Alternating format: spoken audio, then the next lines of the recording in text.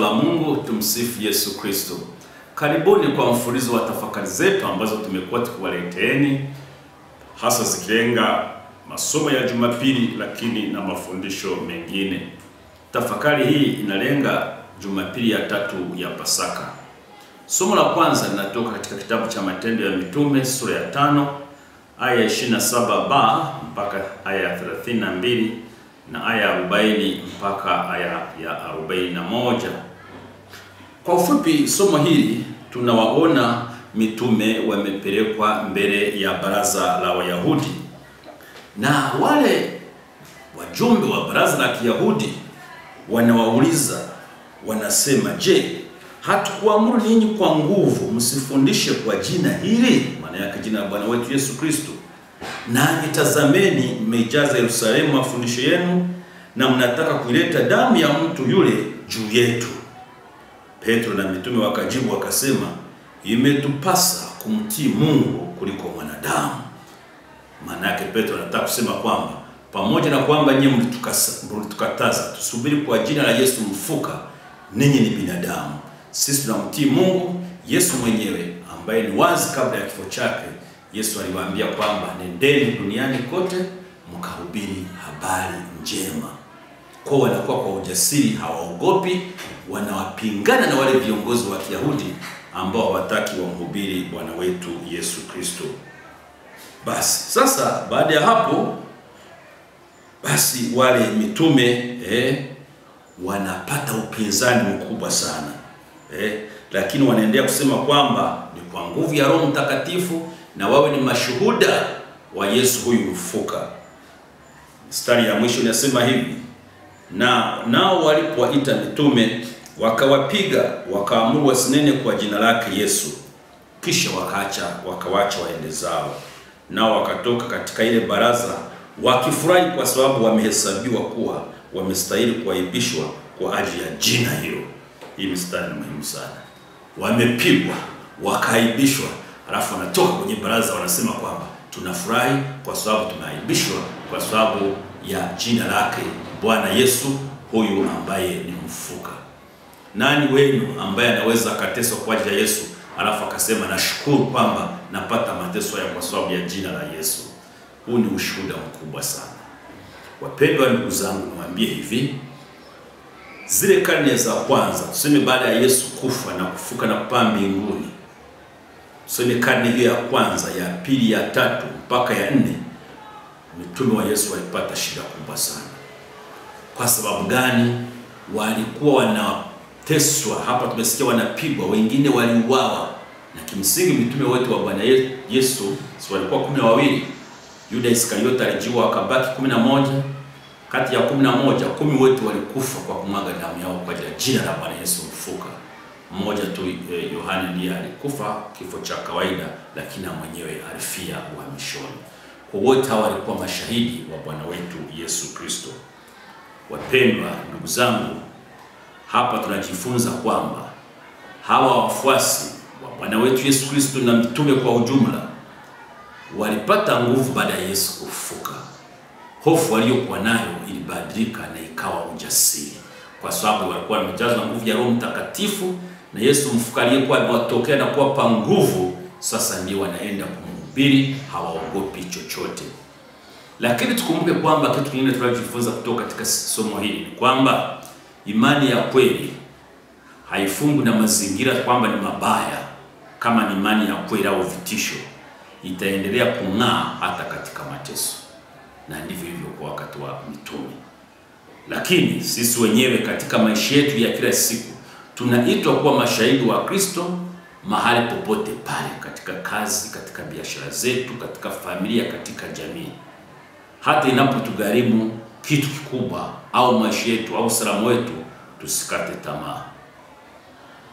Labda tujiulize, je, mimi nasimama kwa ajili ya Kristo hadharani na kumfuata bila kuogopa, au namfuata kwa asili kwa kuogopa kwamba labda nitauawa au nini? Tumshukuru Mungu, Tanzania imani inahubiriwa vizuri tu. Hatuna upinzani wa aina yote ile. Ni kitu kizuri. Tuiombee imani nchi yetu, amani nchi yetu iendelee kuheshimu imani za raia wake. lakini tuwakumbuke na kuombea waamini wenzetu ambao wako katika nchi ambazo kumhubiri Kristo, kuishi maisha ya Kristo ni vigumu. Zipo nchi nyingi. Tuombee hao waamini wetu.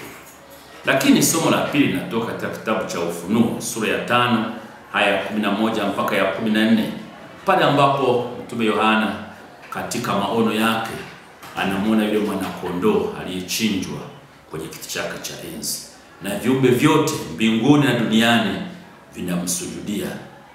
vinamsujudia na kusema kwamba amen, amen, amen. Naona kila kiumbe kilichopo mbinguni na juu ya nchi na chini ya nchi na juu ya bahari na vitu vyote vimo ndani yake, na alisikia vikisema, baraka na heshima na utukufu na uwezo na yeye aketie juu ya kiti cha enzi na yeye mwana kondoo hata milele na milele. Na wale wenye uhai 4 wakasema amen, na wale wazee wakaanguka wakasujudu. Haya maono aliona utakatifu wa mbinguni, akaona yule mwana kondoo aliyechinjwa na kufufuka yuko katika kiti chake cha enzi. Sifa na utukufu ni kwa Mungu. Wapendwa, Yesu Kristo amefufuka, tuendelee kumsujudia na kusema amen, amen, amen. Somo la Injili ni zuri sana, ni refu kidogo, lakini la mfuatano wa simulizi zuri sana. Somo hili linatoka Injili ya Yohane sura ya 21 aya ya kwanza mpaka ya 19. Na pale tunamwona Yesu akijitokeza kwa wanafunzi wake mara ya 3. Anajitokeza wapi? Katika bahari ya Tiberia, ambapo Simoni Petro pamoja na Nathanaeli wa Kana ya Galilaya na wana wa Zebedayo, maana yake Yakobo na Yohane, na wanafunzi wengine walikuwa pamoja. Simoni Petro anasema mimi naenda kuvua samaki. Wamekata tamaa, wanaona Yesu amekufa. Lakini katika kuvua samaki inaonekana Yesu kulipokuwa kuna kucha, basi Yesu anawatokea pale. Anawauliza, wanangu, umepata chochote kitu? Wanasema hapana. Anasema tupa wavu wenu jarife upande wa kulia wa mtumbi wao. Wanatupa nyavu kule, wanapata samaki wengi sana mpaka kuvuta ile jarife ilikuwa ni shughuli. Alafu pale Yohane anasema ni Bwana. Anamwambia Petro, ni Yesu huyu. Petro alikuwa uchi, tunaambiwa aliruka akajitupa majini. Naona. Alafu baadaye wakavuta wale samaki mpaka pwani. Walipokaribia pwani wakaona mkaa, alafu kuna samaki juu yake pamoja na mkate. Anawaita wanafunzi wake. Yesu anasema, njoo mfungue kinywa, njoo mpate breakfast, mpate chakula cha asubuhi. Maana yake Yesu anawapatia samaki choma. Nadhani huu mlo ulikuwa mzuri sana. Samaki choma kwa mkate asubuhi ilikuwa nzuri sana. Sasa wanamaliza kula. Sasa Yesu anamgeukia Petro. Anamwambia Petro, Simoni mwana wa Yohane, je, wanipenda? Petro mwana wa Yohane, wanipenda? Petro anasema, naam, nakupenda. Anamuuliza swali hilo tena mara ya pili, je, wanipenda? Anasema, Bwana, nakupenda. Anamuuliza tena mara ya 3, je, Simoni mwana wa Yohane, unanipenda? Pale Petro aliona kama huzuni, akasema, Bwana, wewe wajua kwamba nakupenda. Sasa tukio hilo wataalamu wa Biblia wanasema kwamba Yesu alimuuliza Petro wanipenda mara 3, akitaka kumkumbusha mara 3 Petro alipomkana. Nakumbuka wakati wa mateso yake Bwana wetu Yesu Kristo. Kabla ya mateso hayo Petro alisema, Bwana, tutakuwa na wewe mahali popote na tutakuwa pamoja nawe. Lakini Yesu alipoteswa, kipigo kikawa kikali, damu ikamwagika, yule mama usiku nakumbuka kijakaza namwambia Petro, wewe ni mfuasi wa Bwana Yesu? Petro asema, hata haiwezekani, mimi simjui mtu huyu. Petro anamkana. Alafu Petro alishamwambia, kabla jogoo hajawika utakuwa umenikana. Na kweli Petro anakumbuka kile kitendo alichokifanya kumkana Yesu mara 3 usiku. Lakini unaona, Mungu wetu, Yesu wetu ni Yesu ambaye haangalii historia mbele, anaangalia ulipo na kwenda mbele. Kwa hali yetu sisi binadamu, labda ingekuwa ni binadamu, Yesu asingemkabidhi kuchunga kondoo wake. Yesu asingemkabidhi Petro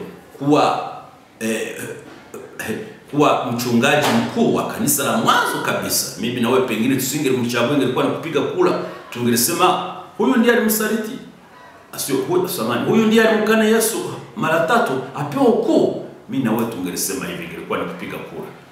Lakini Yesu naona ameshaona kwamba Petro amebadilika sasa, na anaona mbele yake kwamba anaweza kuimarisha wanafunzi wenzake, anaweza kuwa kiongozi wa kanisa.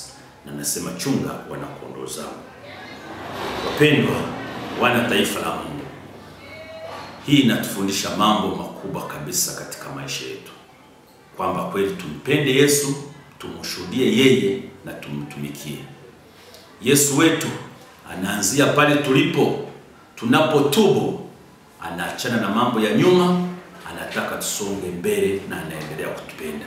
Kitu cha msingi ni kwamba wewe ni kuendelea kumwabudu Kristo huyo mfuka kwa moyo wa unyenyekevu na heshima. Hata kama ulikuwa umemkosea, unaanza maisha mapya. Na kimsingi inabidi na sisi tumjibu Yesu kwamba, naam Bwana, wewe wajua kwamba nakupenda. Na tukiendelea kumpenda kweli kwa moyo wa dhati, tutazidi kumshuhudia katika maisha yetu ya kila siku, katika maeneo ya kazi, kama ni wanafunzi shuleni, kama ni sehemu yote ile, basi tutaendelea kuwa mashahidi wa kweli wa Bwana wetu Yesu Kristo. Nikutakie neema na baraka, na tuliombee kanisa letu. Baba Mtakatifu Francisco ameitwa kwa baba, tumuombee apumzike kwa amani. Sasa hivi kanisa mababu makardinali kwa nguvu ya Roho Mtakatifu tutampata papa mwingine. Tuombee uchaguzi huo uende vizuri, lakini na kanisa letu liendelee kuongozwa na Roho Mtakatifu ikiwa imara, na kiongozi wa kanisa ambaye tutampata basi aweze kutuongoza vyema kama Yesu mwenyewe alivyomkabidhi kanisa kwa Petro. Kanisa hili lizidi kuendelea. Nikutakie neema na baraka katika kipindi cha Pasaka. Uwe na maisha mema. Tumsifu Yesu Kristo. Halo, kwa majina naitwa Dr. Simon Maganga, meneja wa Nazareti Kantini Tabora na John Paulo Hosteli, ambazo ziko chini ya Jimbo Kuu Katoliki Tabora. Huduma zetu kwa mgahawa wa Nazareti ni chakula na vinywaji, kuanzia kifungua kinywa, chakula cha mchana na chakula cha jioni. Tunatoa chakula mbalimbali vikiwemo vyakula vya kimataifa: samaki, nyama, kuku, nyama choma, mbuzi choma, kuku choma, vyote katika hali ya ubora na usalama, na tunazingatia afya ya mteja. Pia katika hosteli yetu tunatoa huduma malazi na huduma ya kifungua kinywa. Mgahawa wetu upo karibu na hosteli ambapo mtu anapata malazi. Pia ni karibu kuja kupata huduma zingine mbalimbali za vinywaji. Nazareti Kantini inapatikana karibu na Mahakama Kuu Tabora ama Kanisa Kuu. Inafikika kwa urahisi bila tatizo lolote. Ukimuuliza mtu atakuelekeza, mwambie nataka kufika Nazareti Kantini, iko mkabala na Mahakama Kuu.